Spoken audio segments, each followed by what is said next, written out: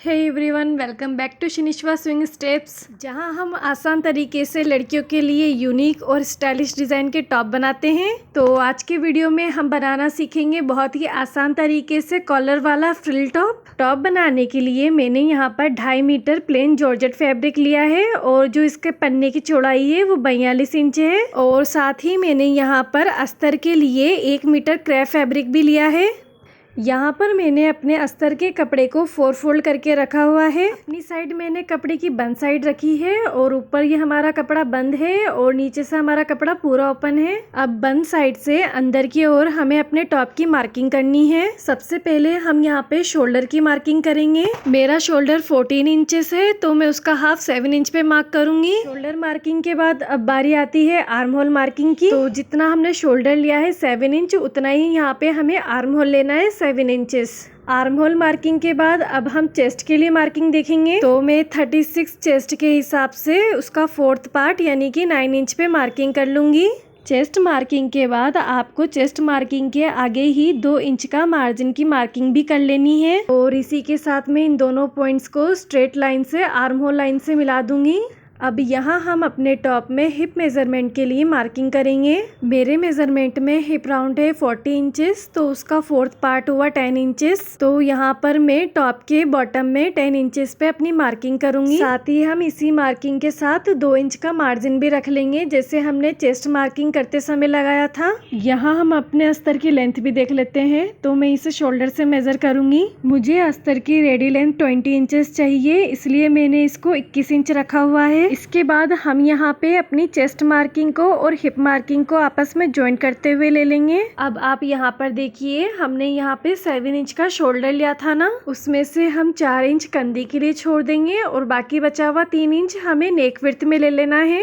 आगे और पीछे का नेक विड्थ में समान ही रख रही हूँ 3 इंचेस। और बैक नेक की डेप्थ के लिए मैं यहाँ पे 1 इंच पे मार्किंग कर लूंगी। साथ ही फ्रंट नेक के लिए मैं यहाँ पे 3 इंच पे मार्क करते हुए एक बॉक्स रेडी करूंगी। इस बॉक्स के अंदर हमें अपना राउंड शेप ड्रॉ कर लेना है। यहाँ हमारी नेक मार्किंग कंप्लीट हो गई है। अब हम यहाँ पे अपने आर्म होल के लिए मार्किंग करेंगे। कॉर्नर से मैं बैक आर्म होल के लिए 1.5 यानी कि 1.5 इंच पे मार्किंग कर लूंगी। और बैक आर्म होल के पीछे हम हाफ इंच का गैप रखते हुए 1 इंच पर फ्रंट आर्म होल की मार्किंग कर लेंगे। अब इन दोनों ही मार्किंग को हमें एक राउंड शेप दे देना है। और साथ ही यहाँ पे आर्म होल लाइन पर शोल्डर डाउन के लिए मैं हाफ इंच पर मार्किंग कर लूंगी। अब इस पॉइंट से होते हुए हम एक तिरछी लाइन को नेक लाइन से मिला देंगे। इसी के साथ ही हमारे अस्तर पर टॉप की बेसिक मार्किंग भी कंप्लीट हो गई है। अब हम यहाँ पे अपने टॉप पे कटिंग कर लेंगे। और यहाँ पे कटिंग करते समय हमें ध्यान रखना है कि अभी हमें टॉप के बैक नेक और बैक आर्म होल की ही कटिंग करनी है। बैक पैनल कट हो जाने के बाद अब हमें इसमें से बैक पैनल रिमूव कर लेना है और फ्रंट पैनल को दोबारा से अच्छे से सेट करके रख लेना है।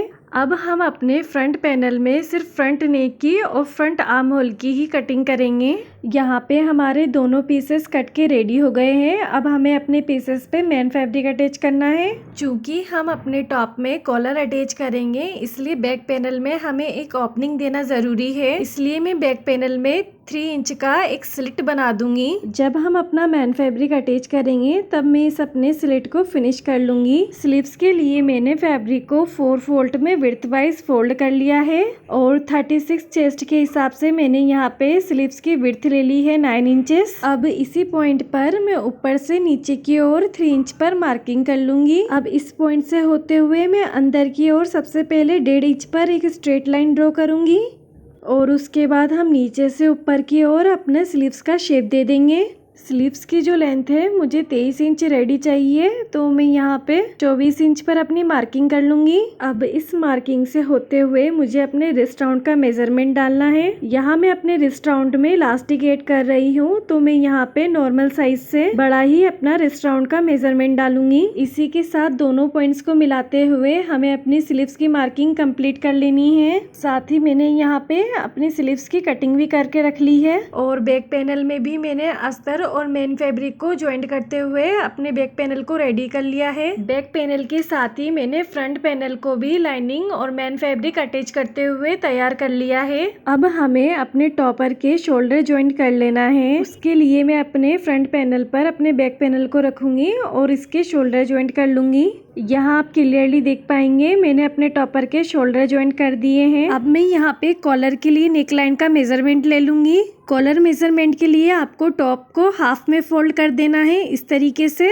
इसके बाद आपको नेक लाइन में 1/2 इंच का मार्जिन छोड़ते हुए नेक लाइन का मेजरमेंट लेना है। अपनी इंच टेप को नेक लाइन में राउंड में घुमाते हुए नेक लाइन को मेजर कर लेंगे। यहाँ पर कटिंग के बाद हमारा जो साइड में कपड़ा बच गया था इसी में से मैं अपनी कॉलर निकालूंगी। सबसे पहले यहाँ पे मैं अपने फैब्रिक को सेंटर से फोल्ड कर लूंगी।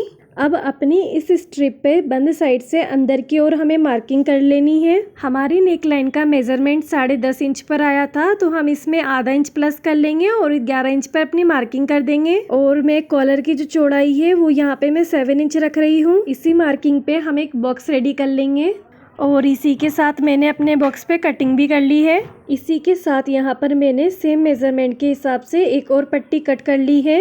अब मैं इन दोनों पट्टी को आपस में चारों तरफ से सिलाई लगाते हुए जॉइंट कर लूंगी। और ये देखिए यहाँ पे मैंने पट्टी को चारों तरफ से सिल के ले लिया है। अब हमें बीच में से सिलाई उधेड़ते हुए पट्टी को राइट साइड और टर्न कर लेना है।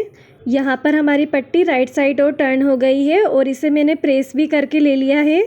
रेडी होने के बाद हमारी पट्टी की जो चौड़ाई है वो 5.5 इंच ही रह जाती है। साथ ही मैं यहाँ पे आपको पट्टी की लंबाई भी बता देती हूँ। तो ये हमारी पूरी 21 इंच पर आ रही है। अब यहाँ हम अपने टॉप में कॉलर अटैच करेंगे। इसके लिए मैं कॉलर पट्टी को राइट साइड में ही नेक लाइन पर अटैच करूँगी।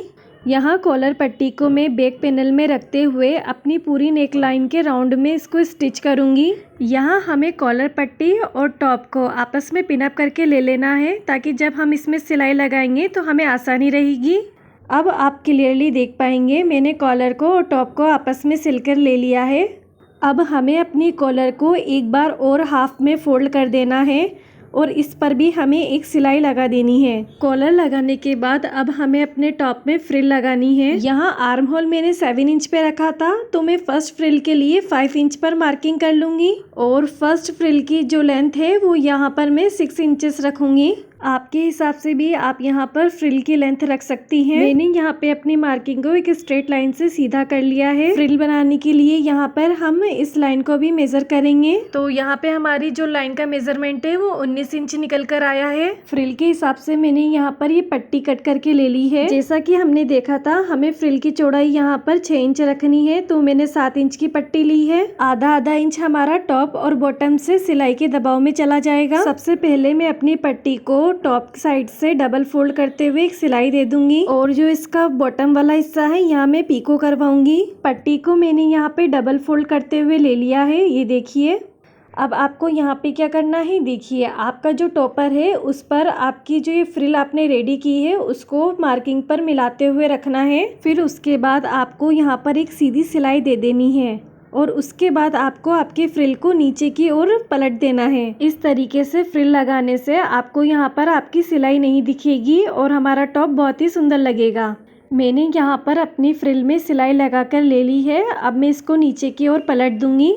फर्स्ट फ्रिल रेडी होने के बाद अब हमें अपनी सेकंड फ्रिल के लिए मार्किंग करनी है। हमारी जो सेकंड फ्रिल है वो यहाँ पर ओवरलैपिंग होते हुए आएगी, इसलिए उसकी जो मार्किंग है वो हमारे फर्स्ट फ्रिल के अंदर की साइड से होगी। फर्स्ट फ्रिल के बॉटम साइड से हमें यहाँ पर 2 इंच पर मार्किंग कर लेनी है और उसके बाद हमें सेकंड फ्रिल की लेंथ के लिए मार्किंग करनी है। तो यहाँ पर जो मैं सेकंड फ्रिल की लेंथ है वो 7 इंच रख रही हूँ। इस तरीके से हमारा 2 इंच ओवरलैपिंग में चला जाएगा और 7 इंच की हमारी फ्रिल होगी। तो यहाँ पे हमें टोटल फ्रिल की जो लेंथ है वो हमें 9 इंच की लेनी होगी। फर्स्ट फ्रिल की तरह ही हमें सेकंड फ्रिल के लिए भी अपनी विड्थ का मेजरमेंट लेना होगा। तो उसके लिए हमने जो 2 इंच की मार्किंग की थी वहाँ स्ट्रेट लाइन ड्रॉ कर दी है। अब हम इसको भी मेजर कर लेंगे। सेकंड फ्रिल के लिए हमें 24 इंच की यहाँ पे विड्थ लेनी होगी और जिस तरीके से मैंने अपनी यहाँ पर फर्स्ट फ्रिल ज्वाइंट की थी उसी तरीके से मैंने अपनी सेकंड फ्रिल को भी ज्वाइंट ज्वाइन करके ले लिया है। फ्रिल अटैच करने के बाद अब हम अपने टॉप में स्लीव्स को ज्वाइन करेंगे। तो स्लीव्स को और टॉप को अंदर की ओर मूव करते हुए मैं इसे सेंटर से मिला दूंगी और जिस तरीके से हम स्लीव्स ज्वाइन करते हैं उसी तरीके से हम यहाँ पे अपने टॉप में स्लीव्स को ज्वाइन कर देंगे। इसी के साथ मैंने अपने टॉप में दोनों स्लीव्स को ज्वाइन करके ले लिया है और कॉलर साइड पर भी मैंने इसको डबल फोल्ड करते हुए इसके बॉटम में सिलाई लगा के ले ली है। अब हमें अपने टॉप को रॉन्ग साइड टर्न कर लेना है और अपने मेजरमेंट के हिसाब से इस पे अपनी फिटिंग की सिलाई की मार्किंग कर लेनी है।